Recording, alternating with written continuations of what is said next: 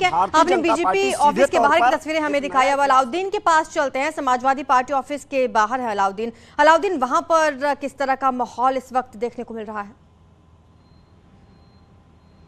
देखिए, मैं Samajwadi party office के ठीक सामने हूँ, नज़ारे दिखाना चाहूँगा आपको ज़रा सा पैन करके। तो यहाँ पर अभी भीड़ भाड़ की कोई स्थिति नहीं है। साथ और सब देखें तो समाजवादी पार्टी का ये मेन गेट है। जो है कुछ लोग इक्का दुक्का कार्यकर्ता जो है कहीं से आए हुए हैं, वो लोग बैठे हुए हैं और अंदर अभी समाजवादी पार्टी के राष्ट्रीय सचिव राजेंद्र चौधरी सिर्फ आए हुए हैं। बाकी यहाँ पर माहौल पूरी तरह से सन्नाटामय है। अगर पैन राइट हैंड करेंगे कैमरा और मेन रोड की तरफ, जो राजभवन की तरफ से रोड आता है, विक्रम मार्ग की तरफ जो जाता है रोड, वहां पर भी पूरी तरह से सन्नाटा पसरा हुआ है। इसके अलावा जो रोड सीधे जो है कैंटोनमेंट की तरफ जाता है, वहां पर भी सन्नाटा ही आपको देखेंगे और ट्रैफिक ही बदस्तूर सी जो है चल रही है। क्योंकि इलेक्शन जो एमएलसी का है उसमें 9 सीटें पहले ही भारतीय जनता पार्टी के पास हैं। तो ऐसे में 27 सीटों के लिए फिलहाल जंग चल रही है। इससे पहले के ट्रैक रिकॉर्ड को जब आप देखेंगे कि समाजवादी पार्टी की सरकार थी तो इन्हीं 36 में से समाजवादी पार्टी ने 31 सीटें जीती थी, जबकि मायावती की इससे पहले जब सरकार, समाजवादी पार्टी से पहले सरकार जब थी तो उन्होंने 36 में से 34 सीटों पर जीत दर्ज की थी। और उसके ठीक पहले मुलायम सिंह यादव जब यहां मुख्यमंत्री हुआ करते थे तब 36 में से उन्होंने 24 सीटें जीती थी। तो कुल मिलाकर के आंकड़ा लमसम उसी तरह का है। अब देखने वाली बात होगी कि 2 बजे के लगभग दोपहर बाद तक जब नतीजे पूरे आ जाएंगे तो किस तरह का रिजल्ट जो है दिखाई देता है। हालांकि पूरे उत्तर प्रदेश की सिनेरियो जब देखते हैं हम तो समाजवादी पार्टी किसी सीट पर फिलहाल चुनाव बहुत मजबूती से लड़ती हुई दिखाई नहीं दे रही है। आजमगढ़ की जो सीट थी वहां पर निर्दलीय प्रत्याशी और बीजेपी के बीच में टक्कर क्योंकि अब नजर आ रही है। प्रतापगढ़ में राजा भैया की पार्टी के साथ अब टक्कर होती हुई नजर आ रही है। जो गढ़ था समाजवादी पार्टी का, खासतौर से एटा मैनपुरी का, वो उन 2 सीटों पर फैसला पहले ही हो गया है। जिस एक सीट पर उदयवीर सिंह के साथ जो है मारपीट हुई थी, पर्चा जो है उनका लिया गया था। तो ऐसे में 27 सीटों पर जंग है। दोपहर बाद हालांकि स्थिति साफ हो जाएगी, लेकिन फिलहाल समाजवादी पार्टी कार्यालय की जो तस्वीरें हमने आपको दिखाई तो मुझे नहीं लगता कि दोपहर बाद ये तस्वीर तब्दील होने वाली है। तो क्या लग रहा है आपको कि समाजवादी पार्टी ने पहले ही उम्मीद छोड़ रखी है यहाँ पर? देखिए, इस इलेक्शन को जरा सा बारीकी से आपको देखना पड़ेगा, क्योंकि जब हम अपर हाउस की बात करते हैं, जिस अपर हाउस में 100 सीटें हैं यानी विधान परिषद में, इसमें 34 सीटें स्थानीय निकाय यानी कि जिसमें प्रधान बीडीसी इलेक्शन जो है कलेक्ट करते हैं। इसके अलावा 38 सीटें डायरेक्ट विधायक चुनते हैं।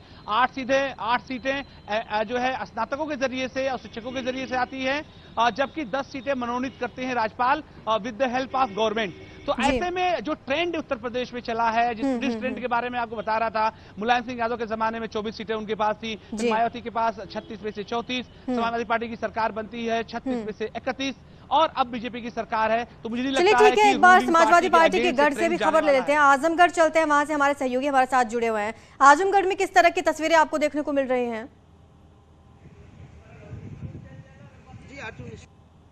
चाहेंगे, आजमगढ़ समाजवादी पार्टी का गढ़ है और आजमगढ़ की राजनीति में ऐसा पहली बार देखने को मिला है जहां आजमगढ़ में ही समाजवादी पार्टी पटखनी खाती हुई दिखाई दे रही। यहां पर निर्दल प्रत्याशी विक्रांत सिंह रीसू अपने निकटतम प्रतिद्वंदी भाजपा के अरुणकांत यादव को हमेशा लीड कर रहे हैं। वहीं अभी कुछ देर पहले यहां से अरुणकांत यादव जो भाजपा के प्रत्याशी हैं वो मतगणना स्थल से बाहर निकले हैं और काफी हताश दिखाई दे रहे थे। उन्होंने साफ तौर पर आरोप लगाया है कि शीर्ष नेतृत्व ने तो पूरी मदद की भाजपा की, लेकिन जिला इकाई जो है पूरी तरीके से भीतरघात की है। और साथ ही साथ उन्होंने अपने प्रतिद्वंदी प्रत्याशी विक्रांत सिंह रीसू पर खरीद फरोख्त का भी आरोप लगाया है। और कहीं न कहीं यहाँ पर पहली बार ऐसा देखने को मिला है, समाजवादी पार्टी अपने ही गढ़ में जो है बुरी तरीके से हार का सामना कर रही है। तीसरे नंबर पर यहाँ पर समाजवादी पार्टी, वही दूसरे नंबर पर भाजपा प्रत्याशी है। तो विक्रांत सिंह रीसू लगातार सुबह से ही जो है अपने निकटतम प्रतिद्वंदी को लीड कर रहे हैं। तो कुल मिलाकर आजमगढ़ में पहली बार ऐसा देखने को मिल रहा है जहाँ समाजवादी पार्टी हार रही है और कोई निर्दल प्रत्याशी यहाँ पर एमएलसी के चुनाव में अपना परचम लहराने जा रहा है। तो वहीं भाजपा की बात करें तो भाजपा के प्रत्याशी यहां से बाहर निकल चुके हैं और लगातार वो आरोप लगा रहे हैं कि हमारे निर्दल प्रत्याशी ने यहां पे खरीद फरोख्त की है और लोगों को पैसा बांटा है। साथ साथ उन्होंने यह भी कहा कि छोटे लोगों के साथ भी विधायक और एमपी तक के लोग बिके हैं जो पैसे के बल पर उनको वोट कर रहे हैं। साथ ही साथ उन्होंने जिला इकाई पर भी आरोप लगाया है कि यहाँ के जिला इकाई ने उनके साथ भीतरघात किया है, उनको धोखा दिया है। और उन्होंने यह भी कहा है कि इसके पहले विधानसभा के चुनाव में जो चुनाव हुए हैं उसमें भी यहाँ के जिला इकाई ने पार्टी के साथ बगावत की थी, पार्टी के साथ भीतरघात किया था, जिसके चलते यहाँ समाजवादी पार्टी 10 के 10 सीटों में विजय होने में कामयाब हुई थी। चलिए, जौनपुर से हमारे सहयोगी हमारे साथ जुड़े हुए हैं। विजय सिंह वहां से जीत हासिल, ब्रिजेश सिंह ने जीत हासिल कर लिया जौनपुर से। आपको बता दें बड़ी खबर इस वक्त की, बीजेपी के ब्रजेश सिंह वहां से जीत हासिल कर चुके हैं। लगातार रुझान आना शुरू हो चुका है और बीजेपी लगातार कई सीटों पर बढ़त बनाए हुए है। मनोज हमारे साथ फोन लाइन पर जुड़ चुके हैं। मनोज, क्या अपडेट आपके पास है? के जो ब्रजेश सिंह प्रिंसू हैं वो भारी मतों से वोट यहाँ पर जीत गए हैं, एमएलसी बन गए हैं। हालांकि अभी प्रशासन आयोग की तरफ से जो है चुनाव जीतने का जो प्रमाण पत्र है उन्हें दिया जाना है। अगर जीत के भारी अंतरों की अगर हम बात करें तो यहाँ पर कुल 5 टेबल पर काउंटिंग कार्य चल रहा था और जो पर सभी टेबलों पर 500 से अधिक वोटों से बीजेपी के प्रत्याशी ब्रजेश सिंह प्रिंसू जीतते चले आ रहे, जहां पर 150 वोटों पर सिमट के रह गई। हर टेबल पर समाजवादी पार्टी के कुल 772 वोट मिला है, जबकि बीजेपी को 3129 वोटों से भारी मतों से जीता है। तो यहाँ पर ब्रजेश सिंह प्रिंसू ने मीडिया से बात करते हुए बताया कि यहाँ पर जो जीत का जो श्रेय है मुख्यमंत्री योगी आदित्यनाथ को जाता है और पार्टी के संगठन को जाता है। दिन रात का जो मेहनत किए हैं उसके आधार पर पार्टी ने जौनपुर में भारी जीत दर्ज की है। और आपको बता दें प्रिंसू के बारे में कि इसके पहले जो एमएलसी भी प्रिंसू ही थे निवर्तमान में, जबकि बसपा से चुने गए थे। अब पहली बार ये बीजेपी की सिंबल पर चुनाव लड़े। बहुत बड़ी अपडेट आपने हमें दी है मनोज, शुक्रिया आपका इस तमाम जानकारी के लिए। तो बीजेपी को बड़ी जीत यहाँ पर हासिल हुई है। चलिए अब झांसी चलते हैं, वहां से हमारे सहयोगी अश्विनी हमारे साथ जुड़े हुए हैं। अश्विनी, वहां पर क्या चहल पहल है, कितना वक्त और लगेगा रिजल्ट आने में?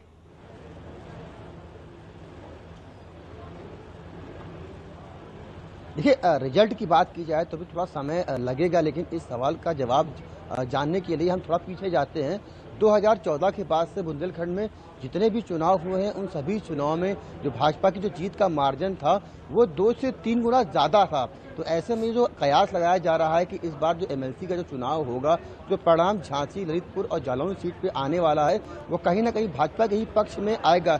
जिस तरीके से बीते 5 चुनाव हुए हैं और 14 के बाद से लगातार बुंदेलखंड में सफाया भी किया बुंदेलखंड में कई बार, तो उसको देखते हुए, पुराना रिकॉर्ड देखते हुए इस बार ये कयास लगाया जा रहा है कि इस सीट पे पहली बार भारतीय जनता पार्टी का प्रत्याशी है वो जीतेगा। सबसे बड़ी बात यह है कि जो मौजूदा जो प्रत्याशी हैं भाजपा से, वो समाजवादी पार्टी से मौजूदा एमएलसी भी है रमा निरंजन, जिन्होंने अभी पिछले कुछ दिनों बाद 2 महीने पहले ही पार्टी छोड़ी, सपा छोड़कर भाजपा में शामिल हुई थी। इसके बाद भाजपा ने इनको अपना प्रत्याशी इस सीट से बनाया था।